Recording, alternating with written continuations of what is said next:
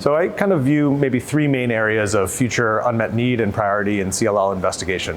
One is the growing population of patients who are so-called double refractory, so refractory to both a covalent BTK inhibitor and to the BCL2 inhibitor, Venetoclax.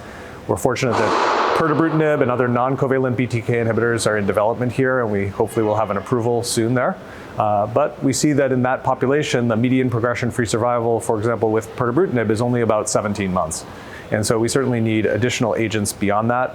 There's interest and some discussion at this meeting around bispecific antibodies and what role they may play, as well as CAR T-cell and other mechanisms. The second area that's really important still is TP53 aberrant CLL. These are our high-risk patients who have more rapid progression, particularly on time-limited therapies. So I think a particular challenge there is trying to develop a time-limited therapy for the high genetic risk patients that has durable benefit and that potentially allows for successful retreatment with a similar therapy afterwards. And then finally, we still grapple with Richter syndrome. This is the transformation of CLL to aggressive lymphomas where our current therapies are quite poor.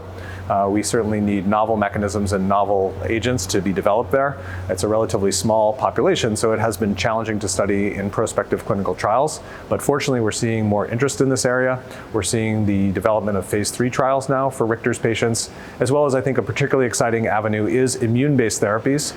We're going to be launching a study of glofitamab, the bispecific antibody, very soon for Richter's patients. We're also seeing studies of epcoritamab and other agents in this area.